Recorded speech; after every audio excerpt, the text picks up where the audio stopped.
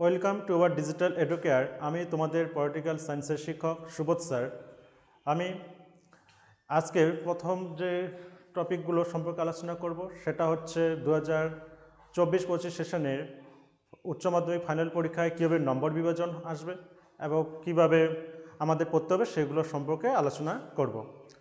তা আমরা প্রথমে আগে যে কোন কোন টপিকগুলো আছে সেগুলো আমরা দেখে নিই, অর্থাৎ কোন কোন বিষয়গুলো। তো আমরা আগে বিষয়গুলো দেখে নিই।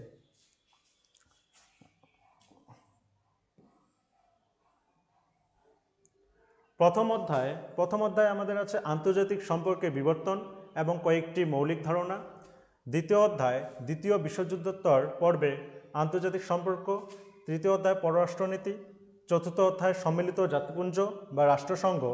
পঞ্চম অধ্যায় কয়েকটি প্রধান রাজনৈতিক মতবাদ। ষষ্ঠ অধ্যায় সরকারের বিভাগসমূহ।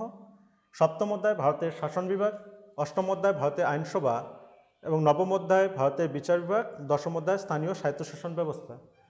আমরা এই টপিকগুলো দেখতে পাচ্ছি।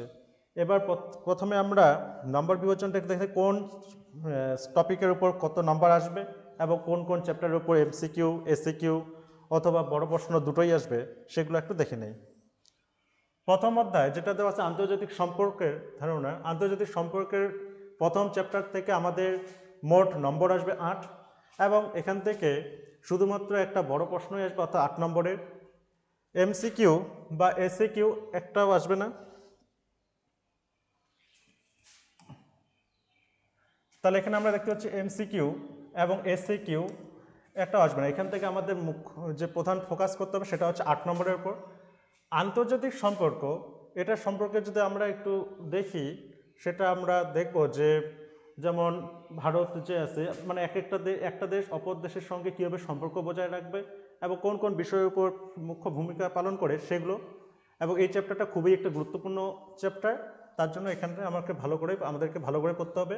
এবং এখান থেকে আমরা দেখতে পাচ্ছি শুধুমাত্র একটা 8 নম্বরের প্রশ্ন আসবে, তার জন্য এখানে এমসিকিউ বা এসিকিউর জন্য কোনো কিছু করতে হবে না।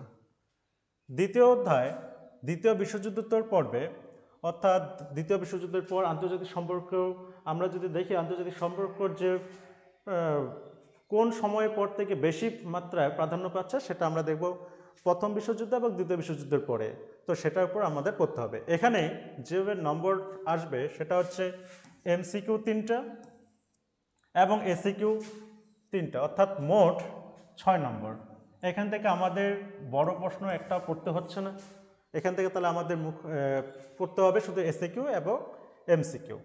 আমরা যদি তৃতীয় অধ্যায় দেখি পররাষ্ট্রনীতি, অর্থাৎ ফরেন পলিসি। পররাষ্ট্রনীতি একটা গুরুত্বপূর্ণ অধ্যায় এবং এগুলো আমাদের ভালো মতো করে জানতে হবে যে পররাষ্ট্রনীতি কী জিনিস এবং পররাষ্ট্রনীতি কীভাবে কোনো একটা দেশের মুখ্য ভূমিকা পালন করে। তো এখান থেকে আমরা মোট নম্বর দেখতে পাচ্ছি 6। এখান থেকে আমাদের বড় প্রশ্ন অর্থাৎ 8 নম্বরে কোনো কিছু আসবে না। এখান থেকে আমাদের দেখতে হবে এমসিকিউ এবং এসিকিউ। এই যে 3 + 3 6। চতুর্থ অধ্যায় সেটা আমরা সম্মিলিত জাতিপুঞ্জ বা রাষ্ট্রসংঘ।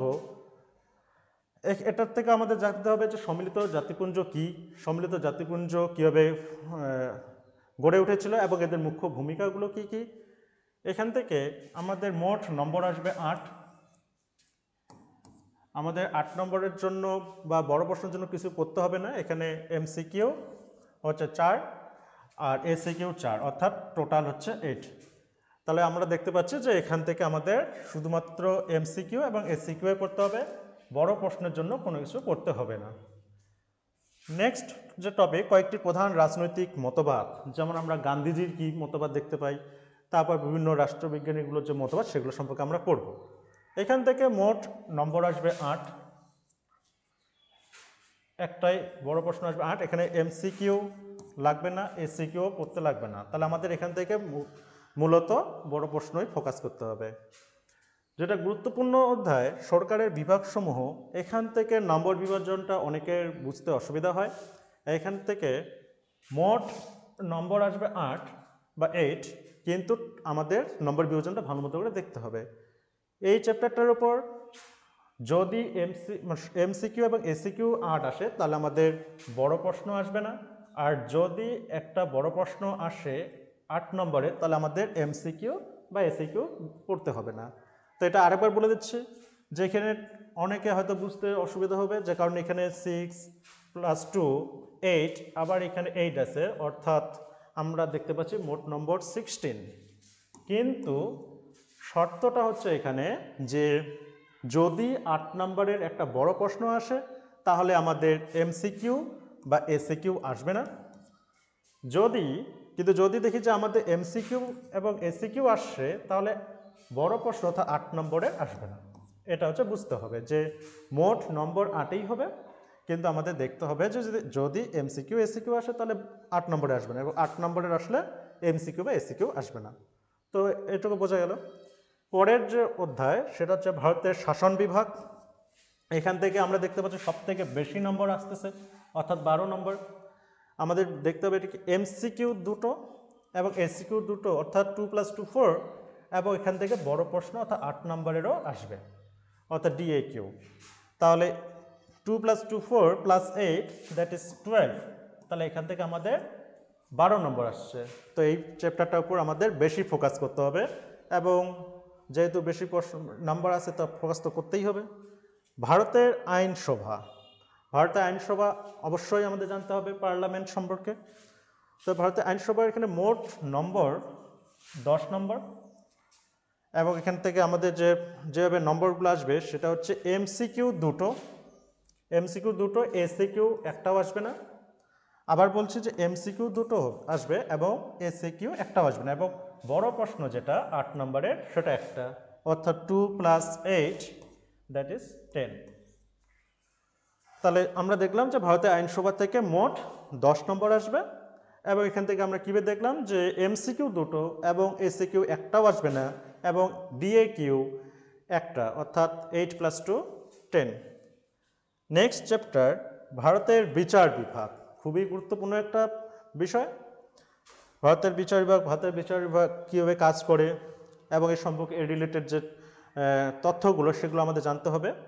এখান থেকেও সেম একই রকম মোট 8 নম্বর আসবে, টোটাল 8, বাট কন্ডিশন হচ্ছে একটাই যে এখান থেকেও যদি আমরা 6 নম্বর অধ্যায়টা দেখি, অর্থাৎ সরকারের বিভাগসমূহ, এইখানেও যেমন আমরা কি দেখেছিলাম যে মোট আসবে 8, কিন্তু কন্ডিশন কি ছিল, যদি একটা ডিএকিউ আসে অর্থাৎ 8 নম্বরের যদি আসে তাহলে এমসিকিউ এবং এসিকিউ আসবে না, আবার যদি এমসিকিউ এসিকিউ আসে তাহলে আমাদের ডিএকিউ আসবে না। সেম একই রকম করে আমাদের ভারতের বিচার বিভাগ যে চ্যাপ্টারটা আছে সেম, যে এখান থেকেও টোটাল 8 নম্বর আসবে। যদি এমসিকিউ আসে তাহলে এমসিকিউ এবং এসিকিউ টোটাল মিলে যদি 8 নম্বর হয় তাহলে ডিএকিউ আসবে না, আবার ডিএকিউ আসলে এসিকিউ এবং এমসিকিউ আসবে না। এবং আমাদের যে লাস্ট অধ্যায় স্থানীয় স্বায়ত্তশাসন ব্যবস্থা, এখান থেকে আমাদের অবশ্যই বর্তমান পরিস্থিতিতে আমাদের স্থানীয় স্বায়ত্তশাসন ব্যবস্থা সম্পর্কে অবশ্যই জানতে হবে, যে স্থানীয় স্বায়ত্তশাসন ব্যবস্থা যেমন আমরা যদি ভারতের বা আমাদের ক্ষেত্রে দেখি যে পৌরসভা কী, পৌর নিগম কী, এবং পঞ্চায়েত ব্যবস্থা কী, পঞ্চায়েত ব্যবস্থার যে 3টা স্তর সেগুলো সম্পর্কে আমাদের দেখতে হবে, যে পঞ্চায়েত, পঞ্চায়েত সমিতি এবং জেলা পরিষদ, এবং এদের গঠন, কার্যাবলী, এগুলো সম্পর্কে আমাদের জানতে হবে। সো এটা একটা ভাইটাল চ্যাপ্টার এবং আমাদের পড়তেই হবে। তো এখান থেকে মোট আমরা নম্বর দেখতে পাচ্ছি 6, অর্থাৎ 6 নম্বর। এখান থেকে ডিএকিউ আসবে না, অর্থাৎ 8 নম্বরে আসবে না। এখান থেকে এমসিকিউ 4টা এবং এসিকিউ 2টো, অর্থাৎ 6। তাহলে এখান থেকে আমরা দেখতে পাচ্ছি ডিএকিউ আসবে না, এমসিকিউ 4টা এবং এসিকিউ 2টো, অর্থাৎ 4 + 2 6। তাহলে এবার আমরা মোট যে নম্বর বিভাজনটা দেখি, টোটাল এমসিকিউ আমরা দেখতে পাচ্ছি 24টা অ্যান্ড এসসিকিউ 16, তাহলে 24 + 16 40, অ্যান্ড ডিএকিউ আমাদের দিতে হবে 5টা, 5 × 8 40। তাহলে ডিএকিউ আমাদের অর্থাৎ বড় প্রশ্ন লিখতে হবে 5টা, এবং এক একটার মান আমরা জানি যে 8, তাহলে 5 × 8 40। তাহলে এই গেল আমাদের, তাহলে এসএকিউ এবং এমসিকিউ মিলে 40 এবং ডিএকিউ 40, তাহলে মোট আমরা যদি দেখি তো হচ্ছে 80, টোটাল নাম্বার 80।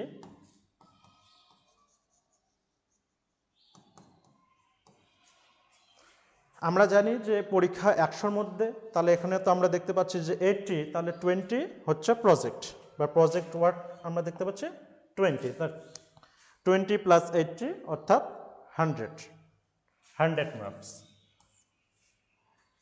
এই গেল নম্বর বিভাজন। এবার আমরা যদি ভালো মতো করে পড়ি তাহলে আমরা অবশ্যই ম্যাক্সিমাম একটা ভালো নম্বরই পেতে পারি। 85 to 90 এর থেকেও বেশি হতে পারে, আউট অফ 100 একদম সহজেই আমরা পেতে পারি। আমাদের কোন কোন বিষয়গুলোর উপর ফোকাস করতে হবে সেগুলো আমরা পরের যে ক্লাস সেই ক্লাসে আমরা বলবো। পরের ক্লাসে আমরা প্রথম অধ্যায় আন্তর্জাতিক সম্পর্ক, সেই সম্পর্কের উপর কোন কোন প্রশ্নগুলো হতে পারে এবং সেগুলো কিভাবে লিখলে আমাদের নাম্বার বেশি পাওয়া যায়, তো সেগুলো সম্পর্কে আমরা আলোচনা করব।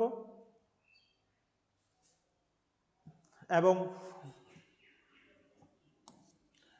দ্বিতীয় তো আমরা নাম্বার বিবেচনা এবং কোন কোন টপিকের উপর বেশি ফোকাস করতে হবে সেগুলো আমরা দেখলাম। পরের ক্লাসে আমরা প্রথম চ্যাপ্টার আন্তর্জাতিক সম্পর্ক সেগুলো নিয়ে আলোচনা করব এবং সেই চ্যাপ্টারের উপর কোন কোন প্রশ্নগুলো হতে পারে এবং কিভাবে উত্তর লিখলে তুলনামূলকভাবে বেশি নম্বর পাওয়া যায় সেটা নিয়ে আলোচনা করব। তাই তোমাদের সবাইকে বলা হচ্ছে যে আমাদের যে পরের ক্লাস সেটা দেখতে থাকো এবং আমাদের এই YouTube channel the digital educare এটাতে লাইক, সাবস্ক্রাইব এগুলো করে থাকো। তো দেখা হচ্ছে পরের ক্লাসে, ততক্ষণে ধন্যবাদ।